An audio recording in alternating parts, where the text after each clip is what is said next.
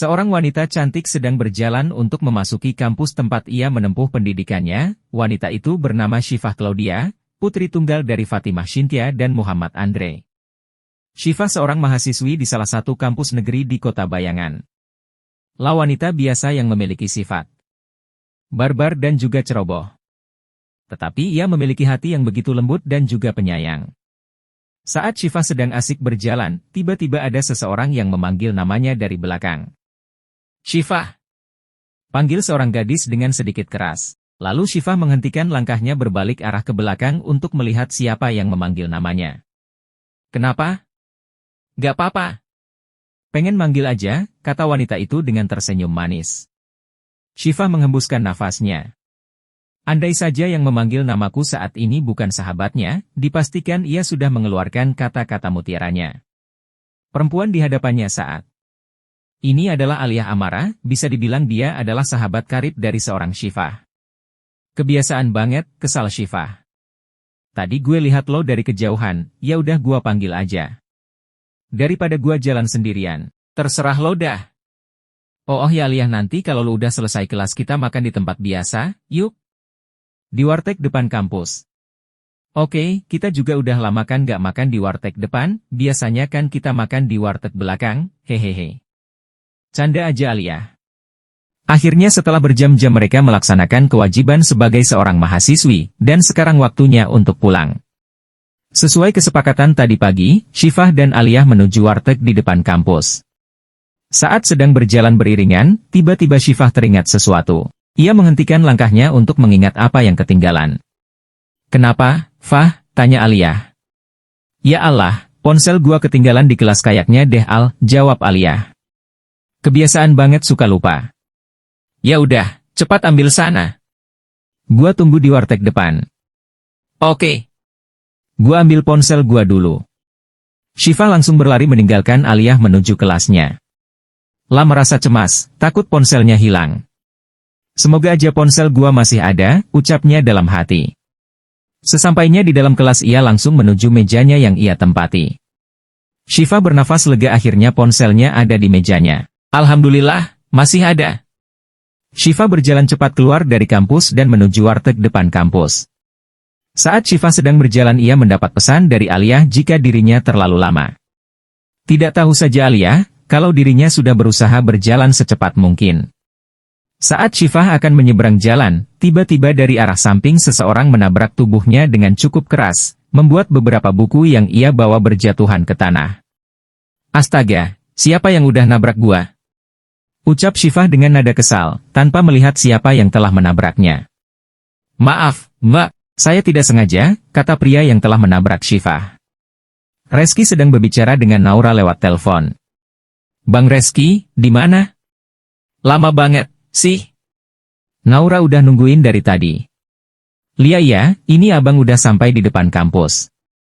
"Kamu nunggu di mana?" "Abang kagak lihat kamu." "Naura di depan gedung rektorat, Bang Reski langsung masuk aja." "Ya udah, tunggu." "Jangan marah-marah mulu, nanti abang aduin ke Umi," ucap Reski. "Is, enggak.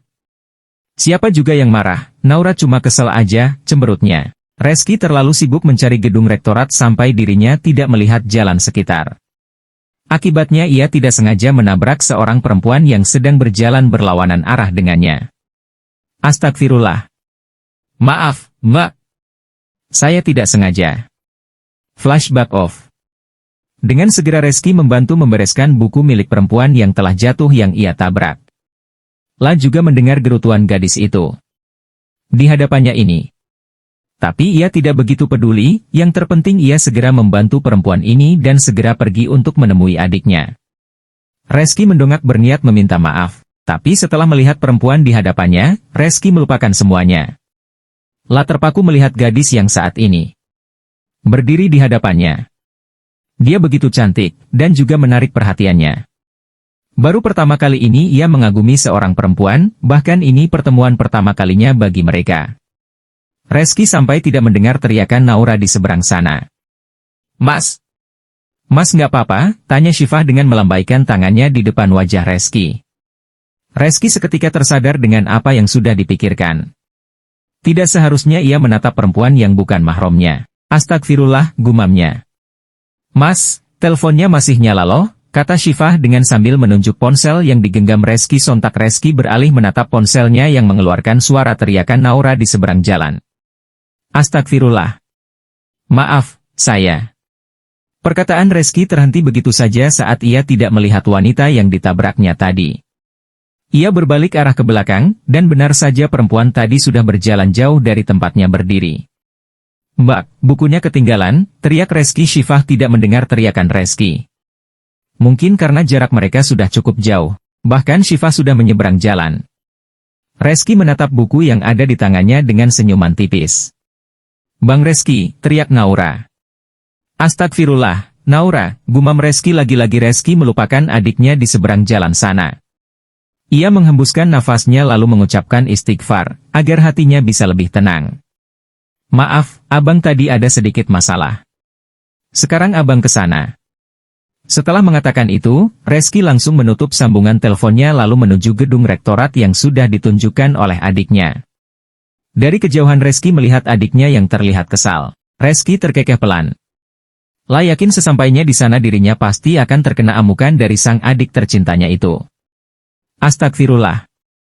Naura sampai kesemutan berdiri di sini nungguin Bang Reski. Naura ada kelas, Bang, kesal Naura. Lia, maaf. Abang kan sudah bilang kalau tadi ada sedikit masalah, kata Reski terkekeh. Masalah apa? Sampai lupain adiknya sendiri, kata Tania dengan cemberut. Tapi itu nggak penting. Buku Naura mana Bang? Reski menyerahkan buku Naura yang memang ketinggalan di mobilnya. Mau tidak mau ia harus memutar arah mobilnya kembali untuk mengantarkan buku itu ke kampus adiknya. Terima kasih, Abang. Itu buku siapa, Bang? Tanya Naura penasaran. Buku ini?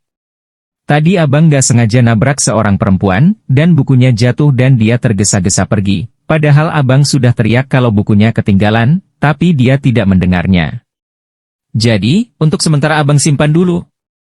Udah, Kamu masuk sana, katanya ada kelas, ucap Reski. Setelah mengucap salam, Reski segera meninggalkan adiknya itu. Hari ini ia juga ada kelas pagi, untuk mengejar mahasiswanya. Sudah 25 menit Aliyah menunggu sahabatnya yang tidak kunjung datang ke warteg, bahkan dirinya sudah mulai kesal. Belum lagi perutnya yang sejak tadi berbunyi minta untuk segera diisi. Syifah lama banget sih. Gak tahu apa perut gua udah keroncongan, gerutu Aliyah. Mau pesan apa dek Aliyah? Dari tadi Bu udah nungguin lo, kata Bu Eneng pemilik warteg. Terlalu seringnya Aliyah dan Syifah makan di warteg ini, membuat Bu Eneng pemilik sang warteg sangat hafal dengan paras mereka. Bentar dulu Bu, Aliyah lagi nungguin Syifah. Tiba-tiba ada seseorang yang duduk di sebelahnya. Aliyah menolehkan kepalanya. Dan ternyata orang itu adalah Syifah, sahabatnya yang sejak tadi ia tunggu. Akhirnya lu datang juga, Fah. Gua udah nunggu lu sampai lumutan tahu gak sih, kesal Aliyah. Dengan tidak berdosanya Syifah justru terkekeh menatap Aliyah. Maaf. Tadi ada masalah sedikit di depan. Alesan. Kesel gue sama lu, kata Aliyah dengan wajah cemberut. Gak usah ngambek, nanti tambah jelek, ucap Syifah. Syifah. Teriakan Aliyah. Lu sih, ngeselin. Syifah terkekeh melihat kekesalan Aliyah. Pasti sebentar lagi sahabatnya itu sudah cerewet kembali seperti biasa. Bu Eneng, kita pesan seperti biasa, ya? Yang sering kita pesan dulu, kata Syifah. Siap, laksanakan. Ucap Bu Eneng. Di tempat lain, seorang pria sedang memikirkan sesuatu yang sejak tadi mengganggu pikirannya. Ia membaca sebuah nama di sampul buku yang berada di tangannya. Pria itu tersenyum tipis saat mengingat wajah wanita yang tidak sengaja ia tabrak tadi. Hayo, ngapain lu senyum-senyum sendiri? Istighfar, Reski, ucap Malik. Astagfirullah. Lu nggak bisa ketuk pintu dulu apa sebelum masuk? Ucap Reski dengan nada kesal. Bapak Reski yang terhormat, saya sudah mengetok pintu Anda berkali-kali, tapi Anda tidak mendengarnya. Dan lebih anehnya malah senyum-senyum sendiri kayak orang gila. Reski melebarkan matanya. Ia mengambil pulpen yang berada di atas mejanya dan siap untuk ia lemparkan ke arah Malik. Tapi dengan sigap Malik menghindari lemparan sahabatnya itu. Eits, nggak kena, kata Malik dengan nada mengejek. Keluar! Ucap Reski dengan nada tinggi.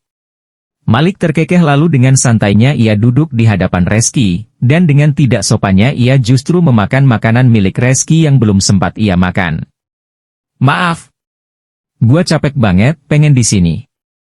Reski menghembuskan nafasnya. Percuma saja ia menghadapi sosok laki-laki yang sedang duduk di hadapannya saat ini. Kalau saja Malik bukan sahabatnya mungkin dia sekarang sudah babak belur. Malik terus-menerus menggoda Reski. Gue tadi lihat lu senyum-senyum sendiri, kenapa? Pasti mikirin wanita itu, iya kan? Ngaku lu. Nggak. Reski menyibukkan diri dengan memeriksa tugas yang dikumpulkan anak didiknya, daripada harus mendengarkan moncong Malik yang sangat tidak penting baginya. Jujur aja kali. Reski tiba-tiba beralih menatap Malik dengan begitu serius. Lu mau tahu? Apa? Kenapa lu tiba-tiba serius gini, sih? Insya Allah, gua mau menikah dengan seorang perempuan, kata Reski tersenyum tipis. Apa? Coba sekali lagi, tanya Malik. Gua mau menikah dengan seorang perempuan. Jawab Reski. Seriusan lu mau menikah? Tanya Malik. Serius. Jawab Reski.